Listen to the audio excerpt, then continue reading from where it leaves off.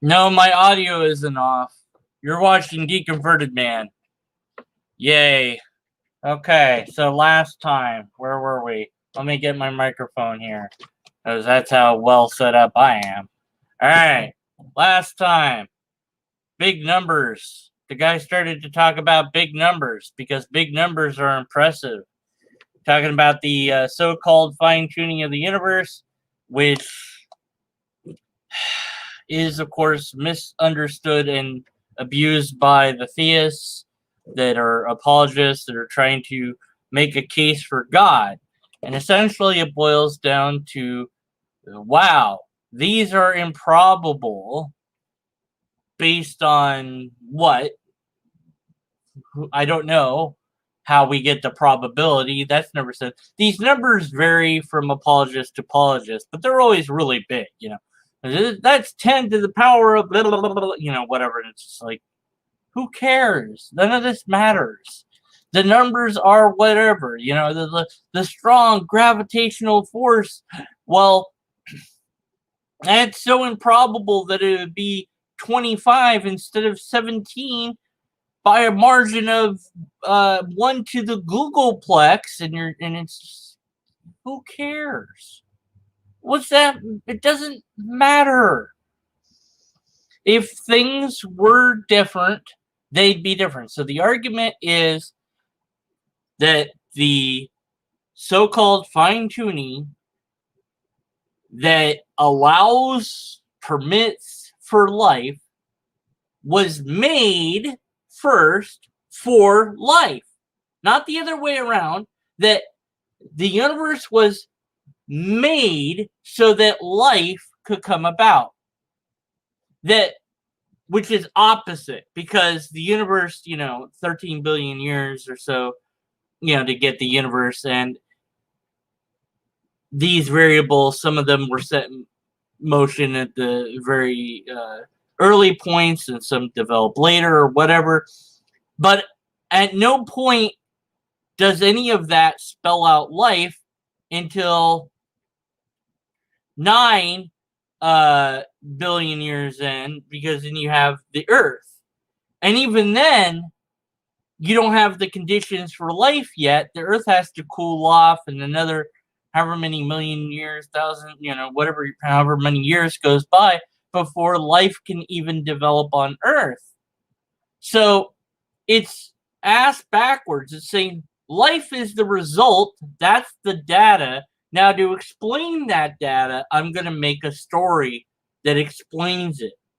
And I'm going to say, hey, look, the universe's attributes, if they were different, then this life wouldn't be possible.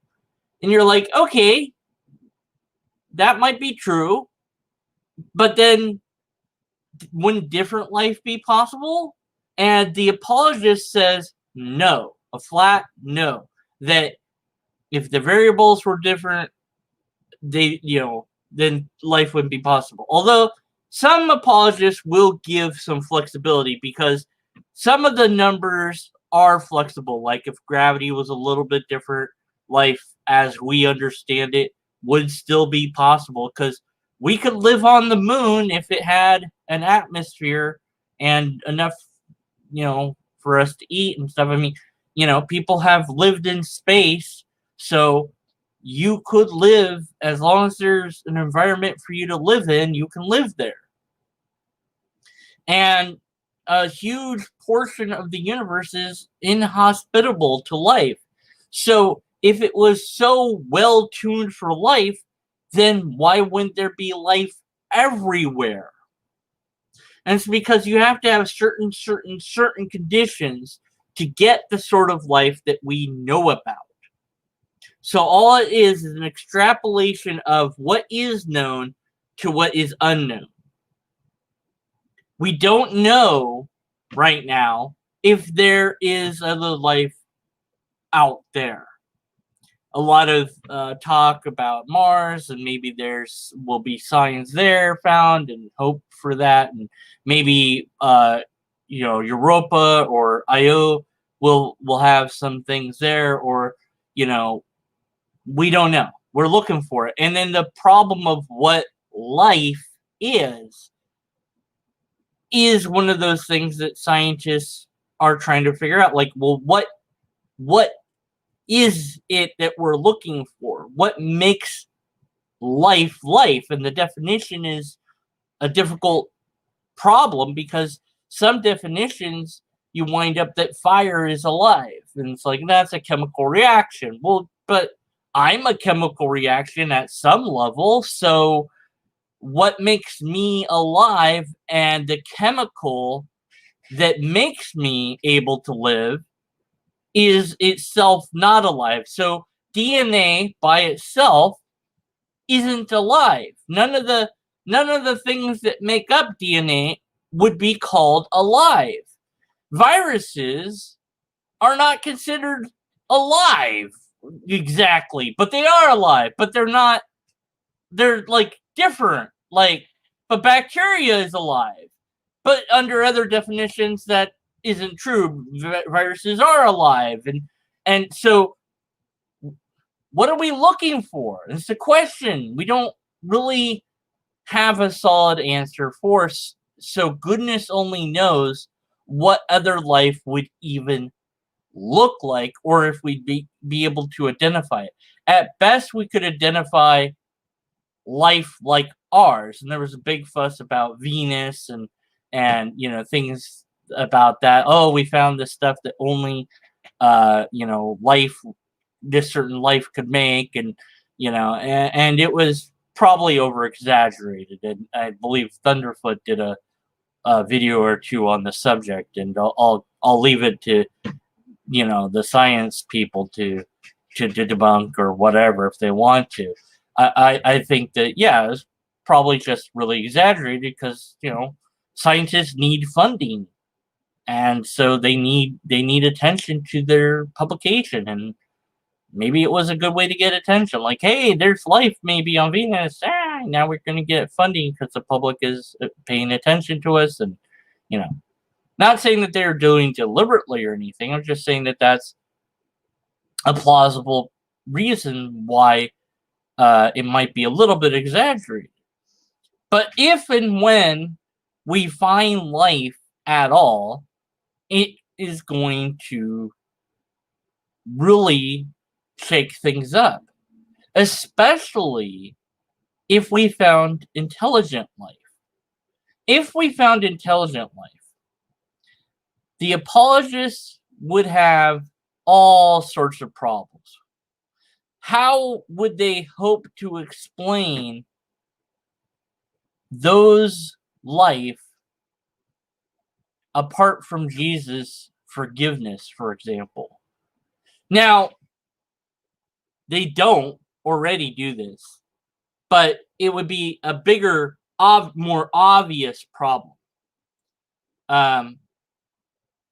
What I mean by they already don't comment on the people that were alive during Jesus's time that were not in that tiny little bit of the earth of Jerusalem, the tiny dot on the earth, all the other people that were nowhere near that didn't know anything about it, all those people who lived and died until somebody somewhere eventually got to their land, and eventually the message started spreading out.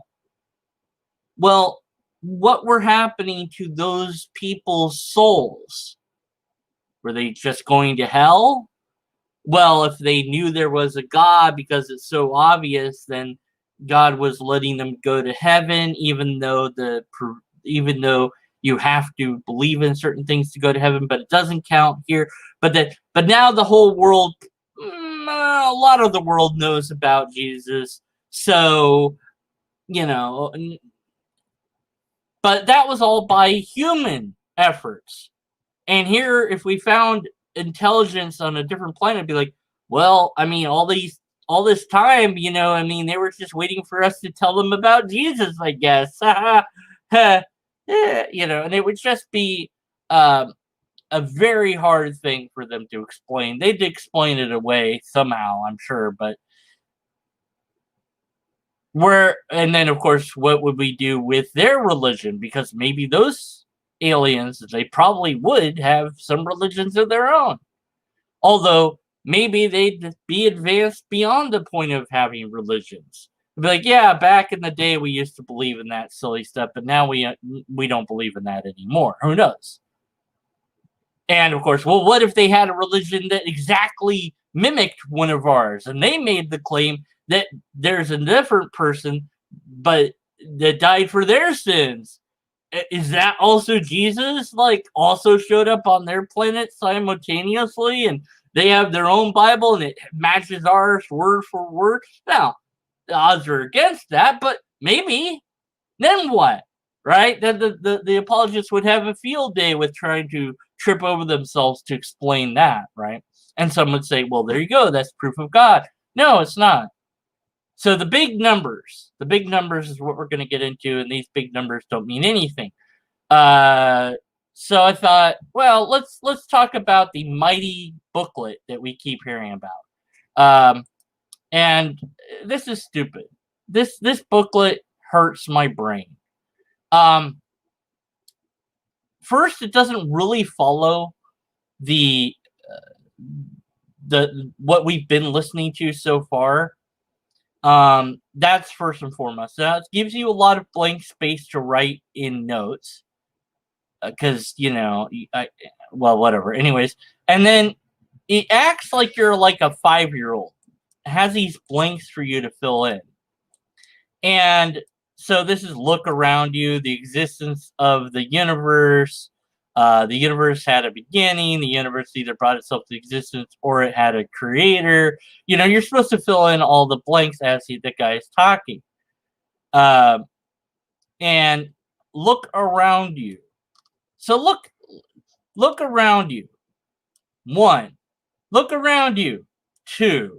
And then later on, look around you. 3.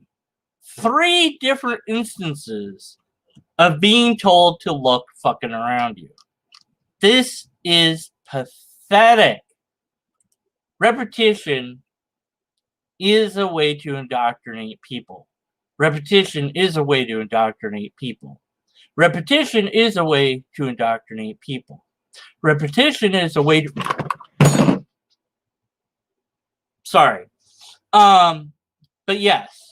And it's also a logical fallacy. I don't know what logical fallacy now. I knocked the sense right out of my head when I slapped myself. Why did I do that again? Oh, right, because repetition is part of indoctrination. Don't you do that again. All right. But it's pathetic. It really is. And it doesn't get any better. It just gets more dumb. And now he's talking about these big numbers, but those big numbers aren't here at all. And the moral arguments in this booklet, but maybe we missed that, or maybe he hasn't gotten to it yet. I don't really remember at this point. But this hasn't been done yet, I don't think, or I missed it. I don't know. Anyways, let me know if he did the moral argument and I haven't, and I just missed it, or if we haven't gotten to there. But in either case, it didn't make that big of an impact on me because it's just another argument we've heard again. But it's really pathetic. And then it goes to the life and death of Jesus, which is actually part 2. Then it asks questions for skeptic rather than questions for skeptics. But you're not a skeptic if you're reading this booklet. You're one of the people in the audience. So you mean question for the program? Like question for me? Like, this is badly worded. And then it asks this very weird, malformed question. What aspects of tonight's talk made the biggest impression on you? Well, that assumes that any aspect made a big impression on me.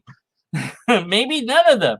And why am I writing the answer to this? You're never going to read my answer. This is for my self-reflection, right? So why would you even need to ask that question? This is a question I should ask myself. Why did it get your attention? Well, I'll tell you my answer to this. The amount of logical fallacies are quite impressive.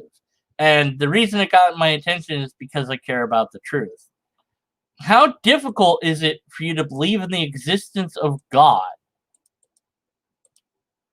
That one really baffles me, because it's not a matter of difficulty for me.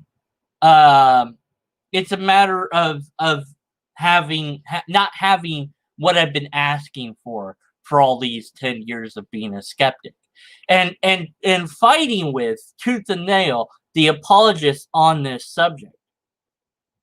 In fact, the pastor that does this whole series that I've been complaining about, in his email, we've been exchanging emails, gave me a link to Stanford's encyclopedia on the word evidence, to try to say, well, this is what evidence really is, and I just don't understand the nature of evidence because I'm asking for the wrong type of evidence, which of course completely ignores all the points that I had made in my previous email where I outlined what it is I'm looking for and why. I said, look, you've got these things that you say happened in the past. Fine. But we have zero way to know that these events are possible. So you need to be able to demonstrate that. And I'm talking about the supernatural stuff. And I said, look, if Yahweh doesn't change, then the test of Baal should be a legitimate test we could do today. If Yahweh doesn't change, there's the whole bitter water thing with the cheating wife. And you could test if the water was toxic or not. So there's ways that we could set up a test for these things. But instead, the apologist says, well, but not everything can be tested.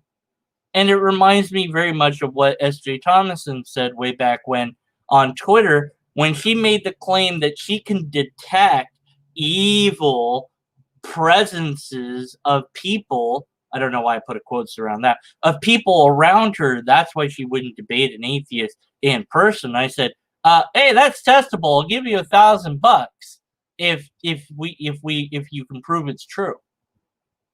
And here's how we would set up the test. And she's just like, just because we can't test it doesn't make it not true. Right, no, you're bullshitting us. Because if it was real, it's testable. If it's not real, then no, it's not testable. If you're making a claim that you have this ability, then that ability is testable. And if not, then you're full of it. End of story. So same thing with these claims that, Yahweh did this, that, or the other thing. Well, great. Demonstrate that any of that is possible today. No demonstration has ever been offered of any miraculous, supernatural sort of thing, so why should we think it's even possible in the first place? Oh, well, but just because it's not testable doesn't make it not true. Look, we have these other things that we believe in that aren't testable, so there you go. And I'm like, well, no, that's a tangent. Anyways, so let's get back to the and then the pamphlet just gets stupider from here on out. And if you're convinced God existed, what would you want to ask him? I don't think you need to be convinced that God exists in order to ask God any questions. I would say, hey, God, why not show up in my live stream right now and prove that you exist? Why all the subterfuge? Like the guy was saying with the DNA and the fine-tuning of the universe and all this, like God's putting little hints that it exists, and also obvious hints, because you just look around you times 3, and that should be enough to know that God exists. Which God, I don't know, but, whatever. But why doesn't God just say hi? Just hi! Hi, deconverted man. How's it going? Oh, hi. How you doing? Who the hell are you? What's going on? Just be there. Just be obvious. Why the subterfuge? So these arguments are nothing more than hand-waving at things that they think will prove God, because there isn't proof of God. Not directly. There is no direct proof. There's these things that they think are indirect proof. Oh, look, the likelihood of life is really improbable, therefore God. No. And also, no. The likelihood of life, what does that have to do with God at all? One way or the other. If you had a universe with no life, you could make the same argument. Look, this universe clearly designed for no life. That must mean that there's a God that doesn't want life. You can make the same damn argument. Look at the fine-tuning of this universe that doesn't permit life at all. That must mean that there's a God that created it. It's a non-argument. So let's go to the video and listen to him talk about some big numbers that don't matter for a while, and then I'll make fun of that. Here we go. By 10 with 60 zeros, no life anywhere in the universe. The weak force, if it had been adjusted 10 to the 100th power, 10 with 100 zeros after it, no life at all anywhere in the universe. That is a bigger number than the number of subatomic particles in the universe. Folks, if the cosmological constant had been adjusted, tweaked just by 10 to the 120th power, just that much, the universe would not have expanded. No life. Our universe has been finely tuned, complexly finely tuned. Roger Penrose, famous physicist cosmologist, says he claimed that in order to produce a universe that even roughly looks like ours, the initial conditions must have been fine-tuned with a precision of, this is what he said when he added it all up, 1 times 10 to the 10th to the 123rd power. That is arguably the largest number in history. Mike, where's Mike? You're a math professor. What does that even mean? And that's a massive, huge number. Yeah, it is a massive, huge number, and it doesn't matter. So what? Who cares? It doesn't matter. Like I said last video, if you were to calculate the odds of your own personal being aliveness, like you just go, well, how often do people die in their bathroom?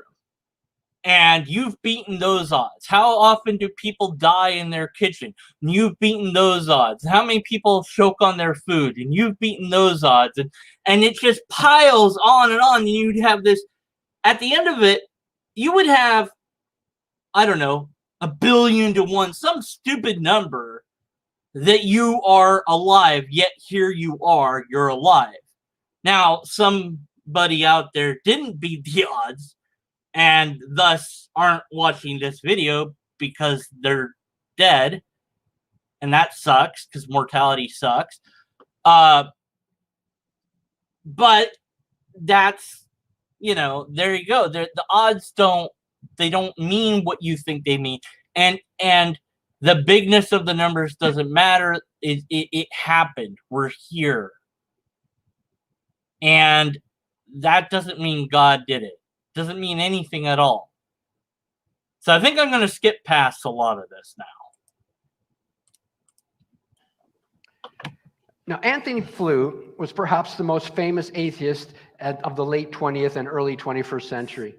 He was one of the signatories of the Humanist Manifesto, 3rd volume, and he was the author of the famous atheist books such as God and Philosophy, The Presumption of Atheism, Atheistic Humanism. He was a fellow of the Committee for Skeptical Inquiry. He was the icon for and champion of skeptics and atheists, for unbelievers, for decades. However, late in his life, Anthony Flew left atheism.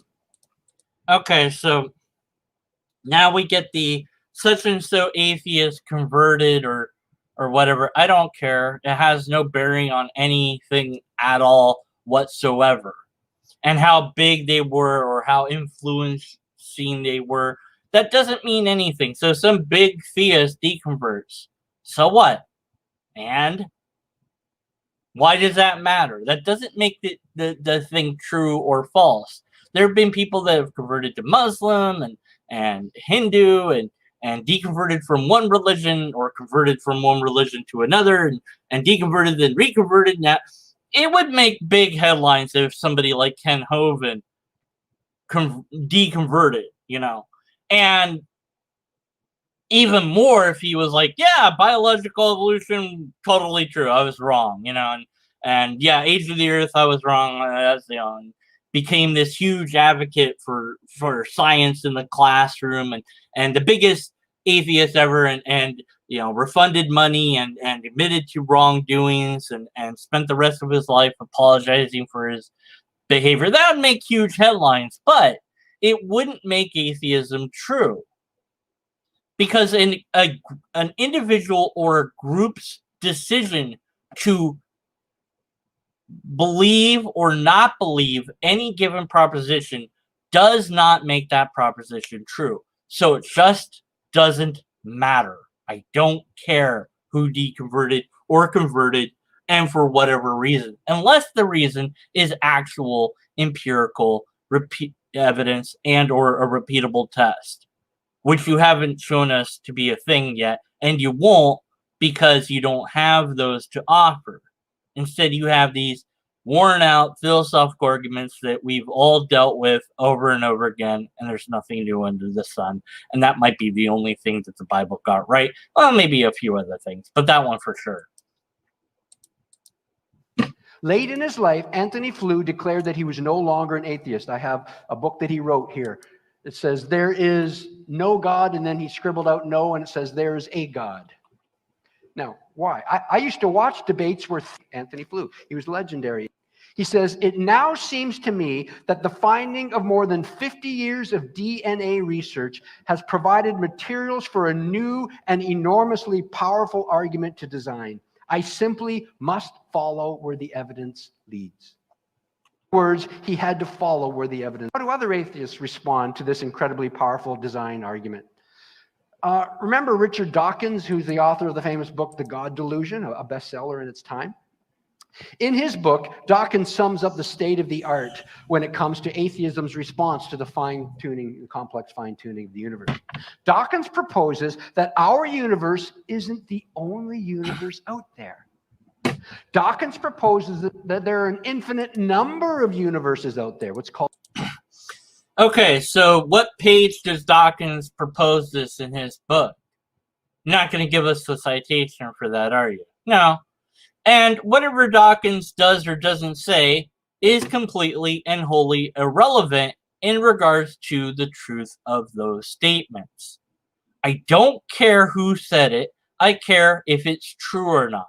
Maybe there is a multiverse. I don't know. Is the multiverse is Dawkins in fact using the multiverse as a rebuttal to fine-tuning? I don't know, because he didn't give me the page number to look at where he said it in the full context of it. I doubt that he did, but if he did, then his argument was poor, perhaps, at best. Okay, so good job. You've pointed out one bad argument that one atheist made. That doesn't negate all the other problems with your argument, nor does it mean that therefore all atheist arguments are bad or something like that. It doesn't matter. This is wholly irrelevant. And even if there is a multiverse, you would just use that as proof of God anyway. So what's it really matter? Called the multiverse. And there are billions and trillions and gazillions, infinite number of universes out there with every conceivable type of universe in existence. And by chance, by pure luck, we just happen to be in a universe that randomly produced life. Okay, now I know that you are not quoting Dawkins at all, because Dawkins understands evolution better than I do, better than most, I would say. And it's not by chance alone. There's a filtering mechanism there. Natural selection. And that would be true even cosmically speaking, there's natural selection. Some stars can only get to, they can get pretty damn big, but they can only get to so big before they burst. Or they can only get so small before they collapse. And so you have a filtering mechanism going on. Chemicals that are able to exist because the star exploded are only able to exist because certain stars exploded, and then those chemicals form new stars, and then those stars is exploded, and then more new chemicals get formed because everything is, smashing together and whatnot. And it's a very random process, but there's this filtering mechanism. The things that couldn't stick together flew apart, and the molecules that could stick together did.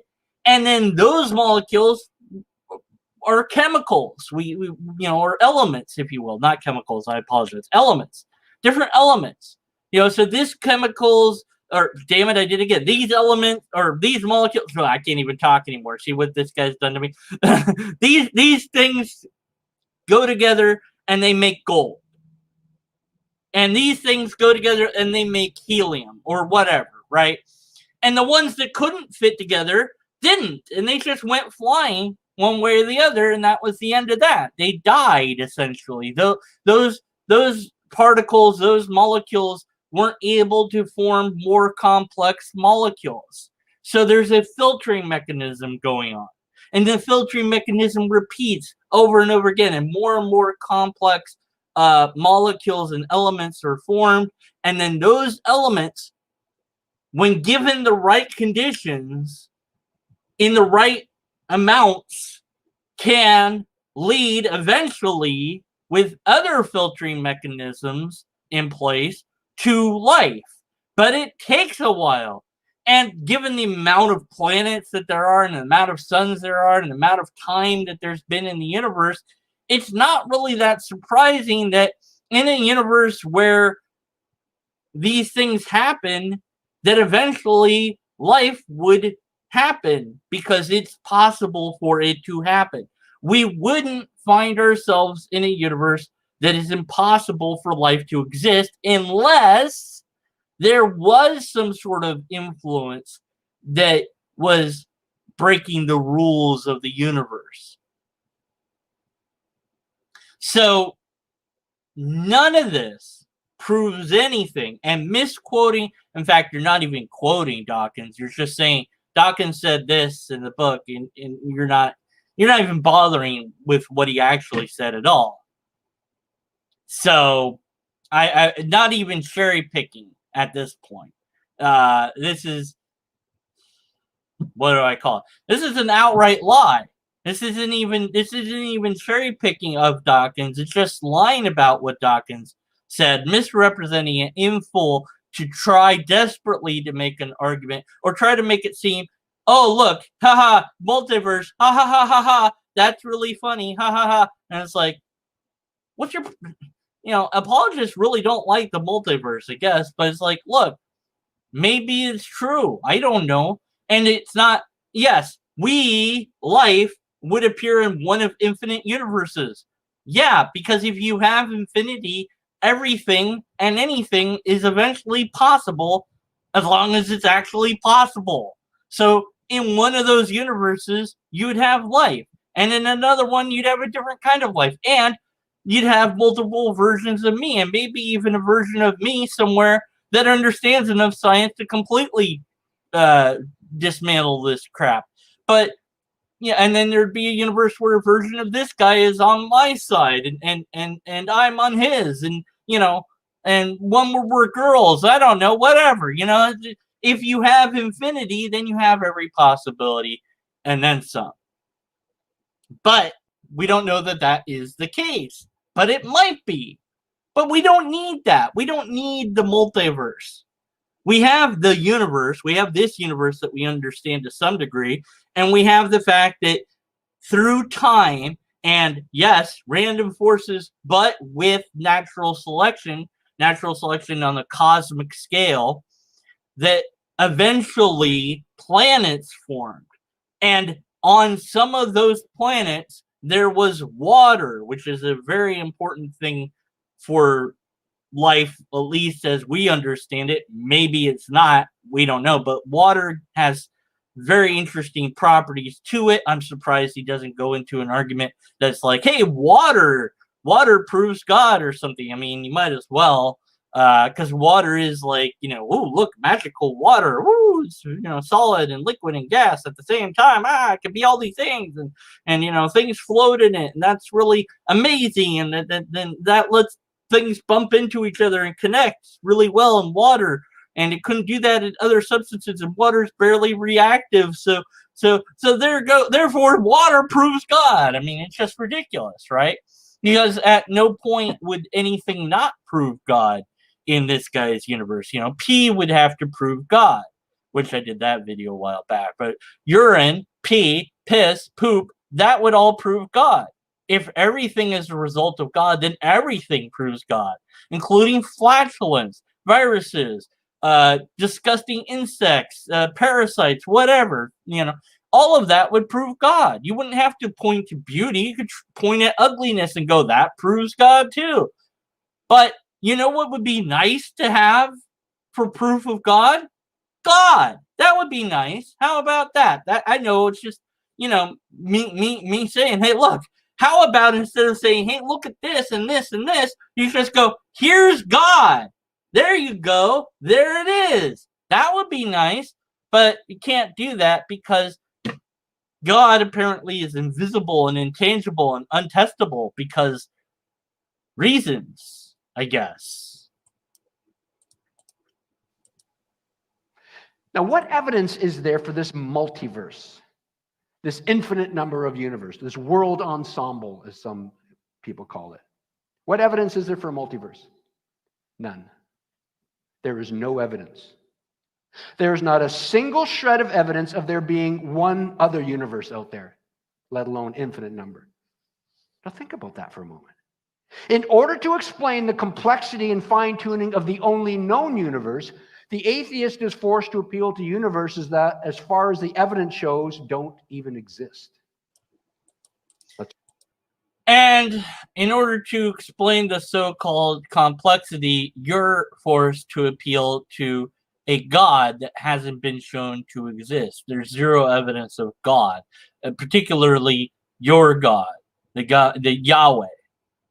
There's no evidence of Yahweh, not even a little. Nothing that you've said so far is evidence of Yahweh. You're hoping that the evidence points to Yahweh, but the evidence doesn't point to that, and most of it isn't even evidence anyways. You've had to use philosophy, you've had to ignore most of science, you've had to completely, not even cherry pick, but you've had to completely just make up what some people say in order to make your argument. So talk about straw man, my word. You've had to not give us a single citation for anything at all that you've presented us. No archaeological evidence at all. No who found what where, and how do we know that these writings are reliable in the first place. None of that. But appealing to these philosophical arguments that others have made better than him, and some have made worse than him, but nonetheless, the same exact philosophical argument that we've heard. Basically the Kalam, and then the fine-tuning argument, and I'm guessing he's going to do the moral argument next, because it's on the mighty booklet. And I'm just assuming that he didn't do it already, and my memory is fine, but I could be wrong. Let me know. Anyways, but none of this is proof of anything. Now, as far as the multiverse, there is a way to test for that. There is a way to detect if that's a true thing, and scientists have figured out what the bleep that is. I don't know what that is. I mean, I don't understand it. I just know that that's a thing. I'm like, okay, yeah, great. Let me know when they get to it. And if they did discover it, what then? Well, your apologetics would have to shift to explain the multiverse and go, well, that's just more proof that there's God because blah, whatever, So, and it's not a matter, also, it's not a matter of explaining away the fine tuning. It's saying, well, maybe there's more than one universe, for all we know. Or maybe this universe is the only universe now, but after it dies, then there's going to be another universe, and then that one will live and die, and then another universe after that. Who knows? For all we know, that's how things work. Goodness only knows. We don't know. So you can't put all atheists in the same boat and say, well, the atheists all are appealing to the multiverse, which has no proof of it. But by the way, we're appealing to God, which also has no proof of it. But that's okay. God actually does have proof because God explains this. Well, magic explains it as well. But the problem is you haven't shown that magic's a thing, and you haven't shown that God's a thing. And you won't, either because you don't have that evidence at all, or because I don't know, it would be harder to explain or something. I mean, like it would require actual effort to dig up evidence for God or something. Like maybe if God wasn't so bloody hidden, it would be a lot easier. You could just point to it and be like, see that? That's God. But you can't do that. So you have to go, look, fine-tuning. No, that doesn't prove anything to me. So, besides, it doesn't really matter. You said just look around. So what's the fine-tuning matter anyways? But no, not all atheists think the multiverse is a thing. I don't have any idea one way or the other. If it turns out to be true, great. If not, fine. I don't care. Doesn't bother me. It doesn't have any bearing on why I don't believe in your God or any other God for that matter. I don't believe in Yahweh because there's no evidence of Yahweh. Let's quickly review. The question we're addressing is this: is there evidence for the existence of God? So far, we've said, look around you. The very existence of the universe testifies to God's existence. The complex fine-tuning of the universe testifies to God's existence. But there's more. Not only can you look around you, but as your outline says, you can also look within you to see evidence of God's existence. And what evidence do we see for God's existence when we... Hey, yeah, I was right. You hadn't done the moral part yet. Now we're getting to the moral part. But I want to refer back to the Mighty Booklet. So the whole fine-tuning thing isn't in the Mighty Booklet. Whoever wrote the Mighty Booklet is just a hack writer. I mean, God. Did they... I mean, it's like it's designed for 3-year-olds or something. It's really pathetic. Anyways, just wanted to complain about the Mighty Booklet again. Back to the video where he goes over the moral argument, which is broken, but we'll cover it anyways. Or I'll cover it. I don't know what's going on. All right. We look inside ourselves within. When we look within, as your outline says, we see the existence of objective moral values and duties. Objective is the key word, moral values and duties. Oh, really? Like what? Can you name some? Now, what do we mean by that? For years, our newscasts were filled with the name Robert Pickton and the gruesome discoveries investigators found on his pig farm in Port Coquitlam, 20 minutes from here.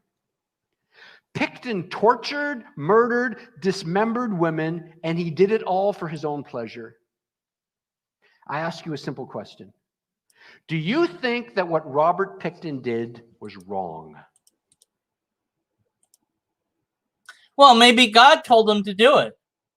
If God told Robert to do it, and there really is a God, then Robert had no choice but to do it, because Robert believed that if Robert thinks that God is good, even if God isn't good, but Robert believes he is, and Robert's afraid for his life, then God must have a plan, and if God told Robert to do it, then maybe it is for the good. In fact, what if it turns out that had those women lived, they would have all given birth to versions of Hitler?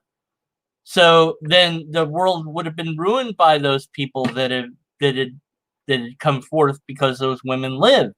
So then Robert did the ultimate good for all of humanity. And you just don't know that because you don't know all of time like God does. In fact, that's why God allowed Robert to do all of that in the first place. Because if God had interfered with Robert's free will, then Robert couldn't have killed all those women. And if God had helped those women when they surely cried out for help, well, that would still be interfering with Robert's free will. And that's not a good thing.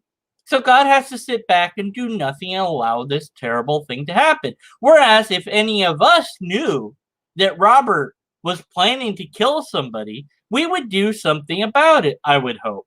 We would call the police or get directly involved if we're crazy / brave enough / well armed enough to do so.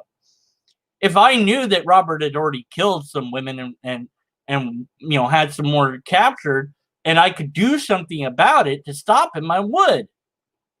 Yet God, because God apparently knows everything, knows the future.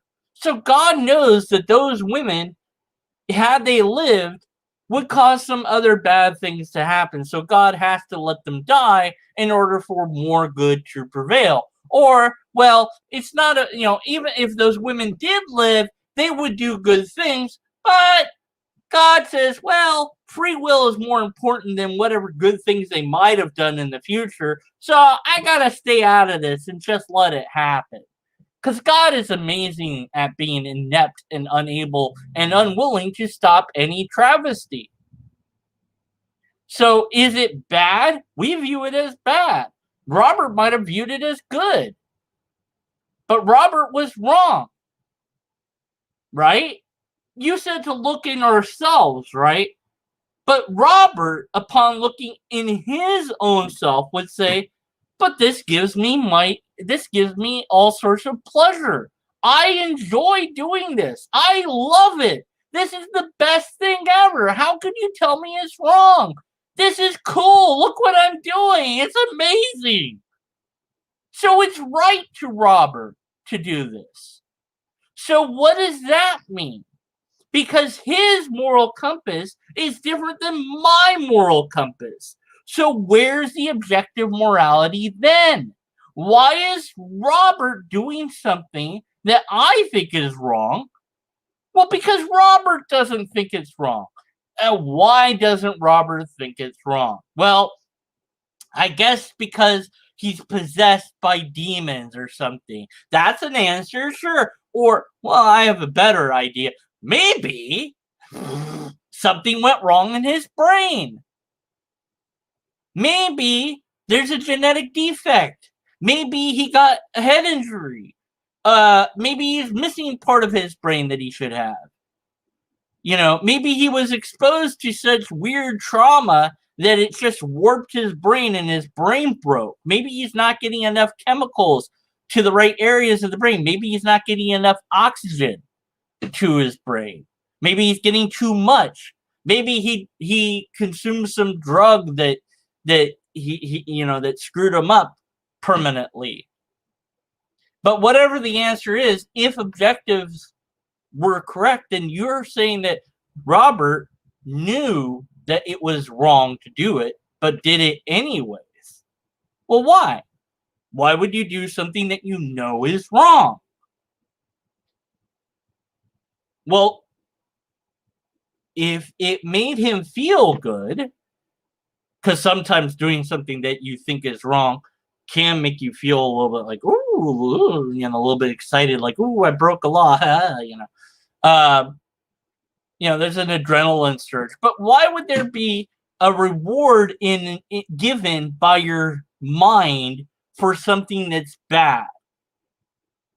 Wouldn't that override objective morality to some level? People get addicted to gambling.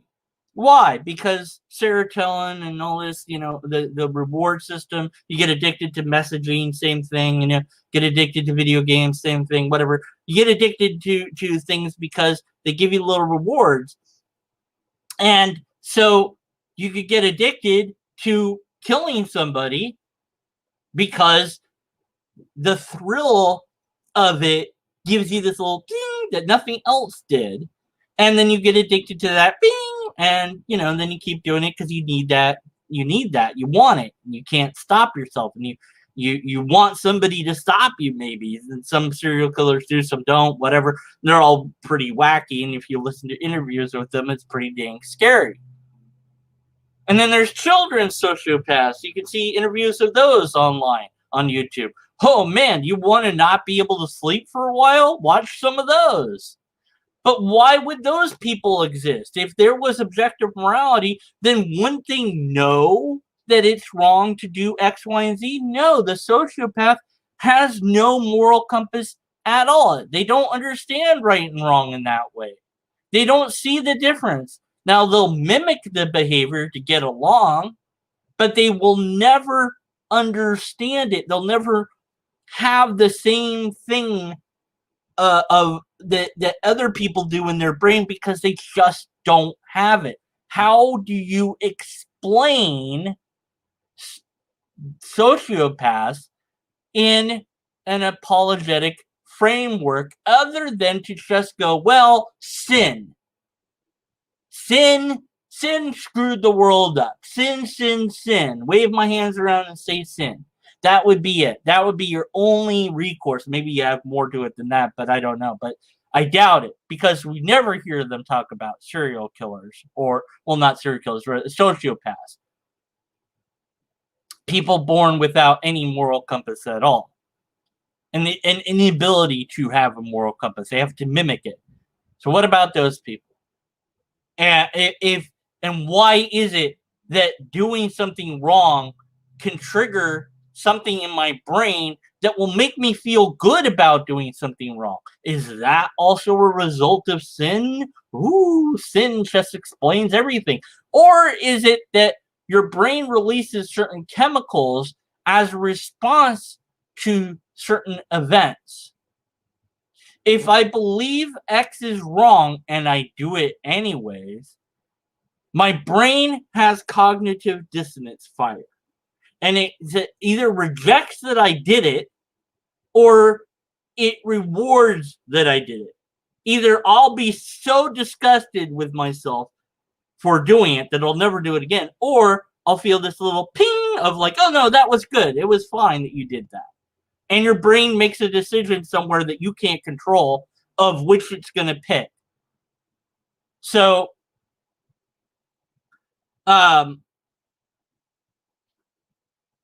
you might decide to cheat in a game in order to win. And it's like, I won. I felt a little bit good about winning. But then you kind of think about it more as you get a little bit more mature and go, but I didn't really win, because I just cheated and I got away with cheating. Nobody caught me. But I didn't really win. I didn't really win. I didn't really deserve that feeling of good. And it doesn't feel that good, actually, now that I think about it. But for some, they'll cheat and go, hey, that's pretty cool. I got away with it. And I won. I wonder if I can do this more. And they will. And I get more clever at cheating, to the point where I can maybe make some money off of cheating, as long as I don't get caught. But why would it be that my brain is releasing chemicals that reward me for objectively bad behavior? You know what the problem is? You're looking for spiritual, metaphysical, non-psychological answers to biological questions. Our brains are an amazing thing, no doubt. And evolution has brought us here in a way, but not really, but you know what I mean. Hopefully, morals evolved with humans over time. How we construct society has evolved over time, and it's far from perfect. Far from it.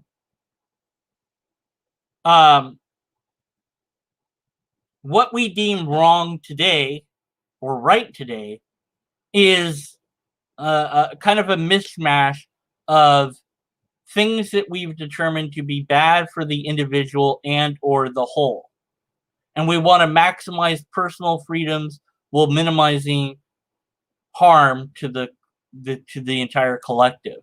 So murder, killing, those things are illegal to some extent, because not just they're wrong, quote unquote, but because they are detriment to the individual and to society. And we've seen that societies that had normal killing as a thing, that didn't really work out for them. That public executions of people, for example, far from making people not want to do the thing, actually gathered crowds of spectators to come and watch the person's head fall off. It was like, yeah, all right, woo. And it's like, Is that really good that we do that? We still do it in executions where there's a group of people that watch the thing happen, although it's a smaller group of people. Well, why do we do that? Why is that a thing at all that we still do in some places? Other places have decided that they're not going to do that. Why? It doesn't stop the crime. Does it punish the person? Well, they don't exist anymore, so they can't know that. Even if they knew they were wrong, well, they can't do anything to undo what they did. So what does killing them do? But for some, it's justice, and for others, it's not. Wouldn't this be a clear-cut case of objective morality if it was wrong to kill somebody because they had committed whatever crime? Wouldn't we just know one way or the other that we should or shouldn't kill any given person because of whatever crime they did? For very hot topics like, somebody molested a young person, for example. Oh man, you read the comments and you get scared about humanity. People are talking about castration and kill them and torture them and all these terrible things, and you're like, man, that's messed up. It's messed up that we respond that way because we still haven't gotten over our own biological baggage. We want to protect the young. We're very, very hypersensitive about that. And it's understandable. The young are something to be protected. And in the desire to protect the young, we ignore the person that did that. They're screwed up too. They did that because something in their brain isn't right. And if we could fix that, then nobody would do it anymore. And that would be a good thing. But we're too busy trying to figure out how to punish that person and make it make it harder for people to do that in the first place, but not actually addressing the psychological issues that allow for that in the first place.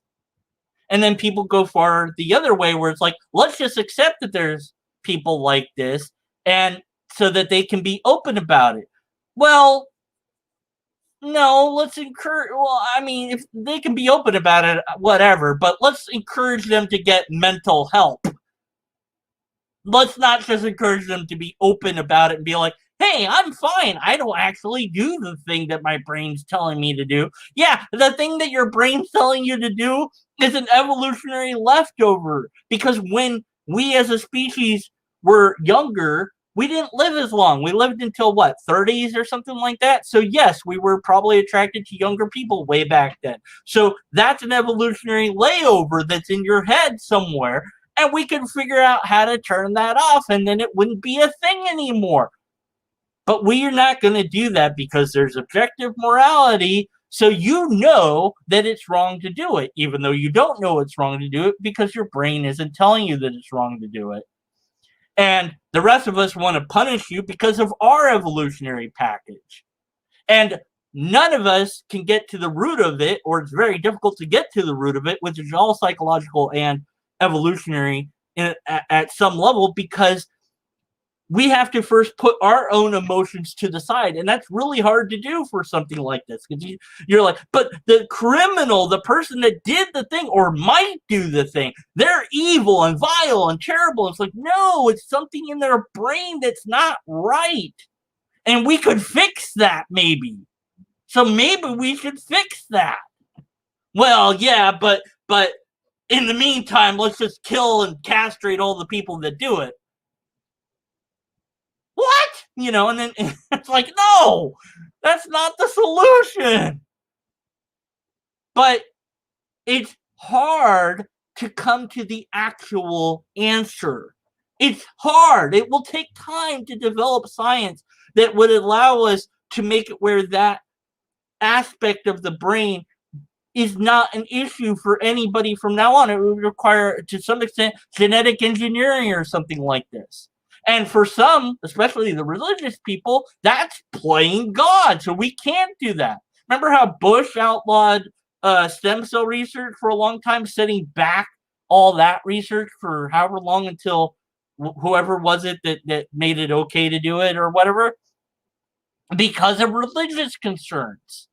Because the religious people, broadly speaking, felt that this was playing God. And it's like, well, you're killing these babies to get their stem cells.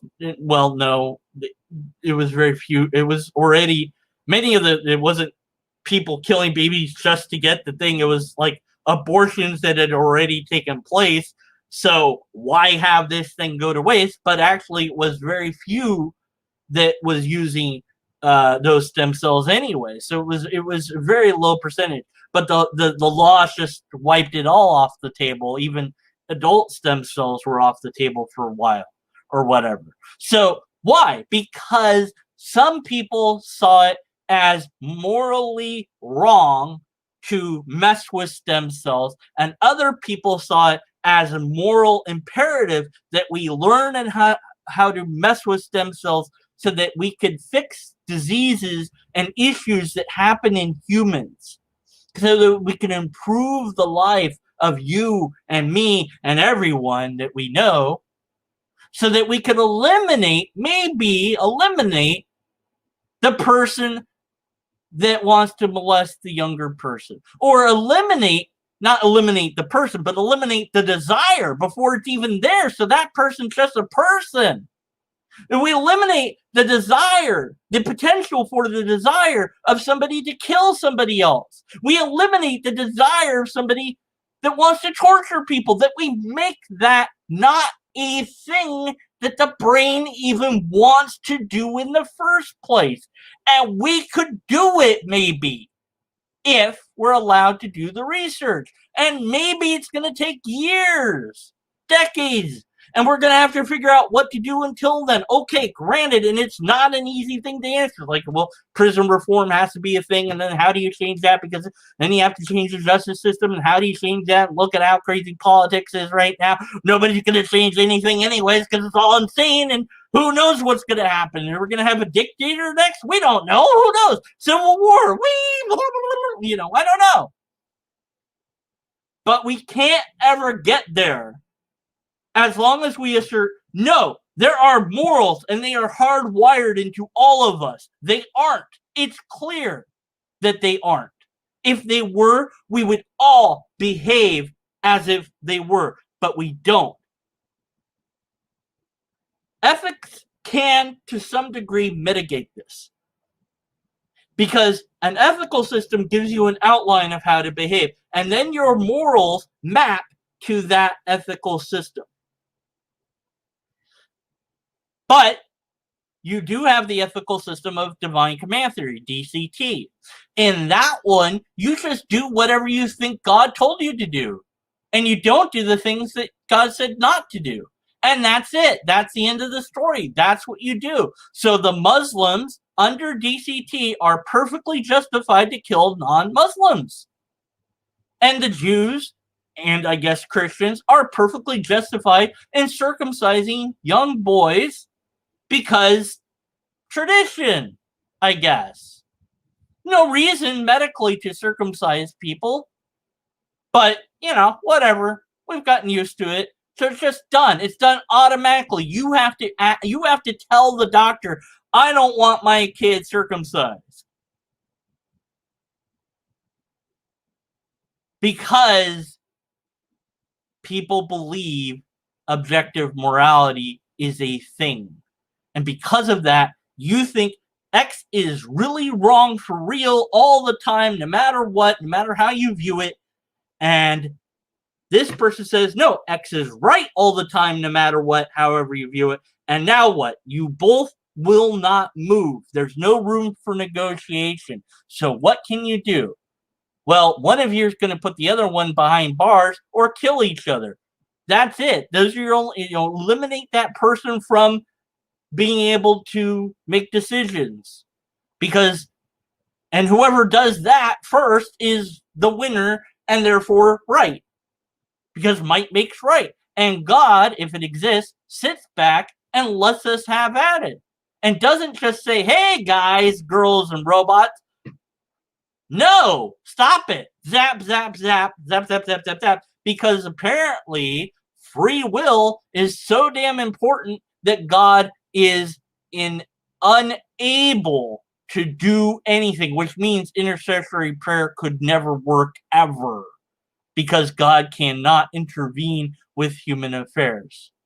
If we acted like God, we would sit back and go, yeah, that guy's molesting and killing those women and whatever. Yeah, whatever. Let him do it.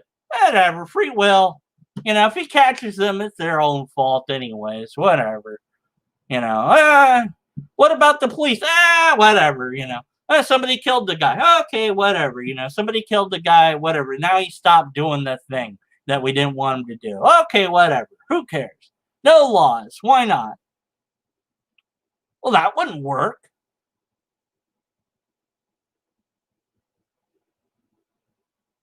Morals can be somewhat objective depending on what ethical system you have and how you map those morals to that ethical system. But they're only objective in a sense, in a very loose sense. And they cannot be unquestionable, because you don't want something to be that one thing that you're not going to question. This is true, no matter what, whatever. No, everything needs to be questioned, even what we hold most dear. Otherwise, that's the thing that's going to get us. That's the thing that's going to screw us over somehow. That's what I fear it anyways as a skeptic. I don't know. Maybe you feel different. That's okay. Let me know in the comments. But this guy's God, Yahweh, sat back and let this guy kill these women and torture these women and did zero about it. So your Yahweh would have to be a moral monster. But you're not going to allow for that, because if there's no objective morality, then you just stated an opinion. Well, no, I stated an objective morality based upon my ethics, which say my ethics say that's wrong. And so, and it says that's wrong because it's the least harm to the least amount, the most good for the most amount. Doing the harm to those women is hurting people for no reason at all, except for one person's pleasure, which isn't good enough. Well, what if it was 1,000 people's pleasure and it was only harming one person? And then you get into all that discussion. You go, well, that depends on how you frame your ethics. Your morals map to how you frame your ethics. And your ethics are, well, to some extent, maybe subjective. There's different ethical systems, and how they work is something that I, as a human, have to interpret and try to understand and try to program my brain to follow. And it's an imperfect system. DCT is also an imperfect system, because it's simply an assertion that God said, do this or not to do it.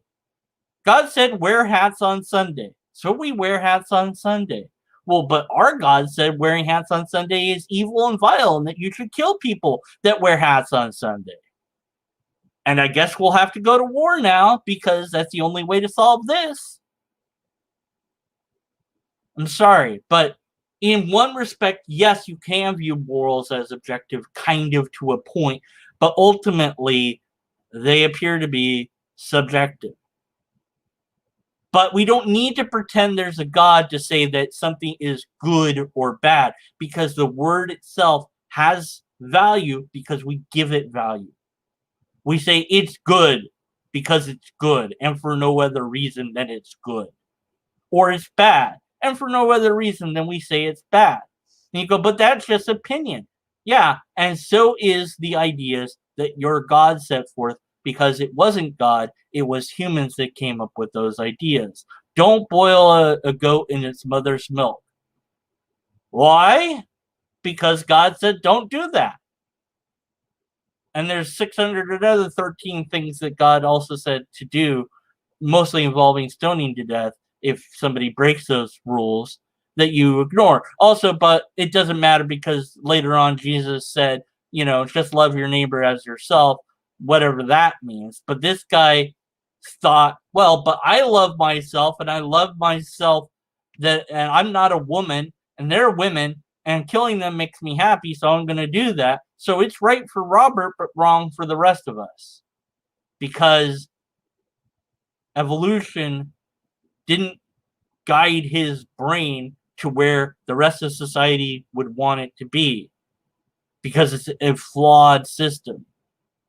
Or because sin. And then you have an incompetent creator who allowed for this sort of thing to happen because its own creation is so incoherent and inconsistent with the supposed pre-built morality which appears in some people but not in others. And also your brain can tell you to do something that's bad even though it's good, or good that's bad, or bad that, your brain can trick you because of chemicals. And God apparently allowed for that because God was so mad at humans that it couldn't forgive them until it killed itself for itself so that it could hide itself behind the blood of itself. Makes perfect sense. Anyways, your moral argument's broken. But continue, shall we? Oh, wait. I guess we shall not. I was wrong. That whole rant took way too long. Well, I guess I'll stop this at 33:47 then, and we'll return in part 4 where I keep complaining. I don't know what I'll call it. I guess I'll call it I keep complaining about this. Check out the playlist of this if you whatever. I made a playlist for these videos, and remember to fill out your completely pointless form, and hit comment, like, and subscribe. And for the love of humanity, maybe we can figure out morals and ethics. Maybe we can. But it seems like we've been killing each other over that for a long time. Hopefully we can find a better way. It's Martin Luther King Jr. Day, and his way was love. And that seemed to work pretty well. Had a lasting impact. But somewhere along the way we forgot how to utilize love. And so the political landscape now is violence rather than love. Rather than peace, it is incoherent protest with no leader. And that's a bad thing. And then we have our leaders saying that one color's skin or a certain biological sex should be favored in jobs over others, which is the opposite of what Martin Luther King Jr. was trying to champion for. Don't judge by the color of skin, but by the content of character. That's the only way that we'll have equality. And as far as diversity, let us not judge others by what color, skin, or where they were born, but rather let's have diversity of thoughts. That's the only diversity that should matter in the end. Thanks for listening.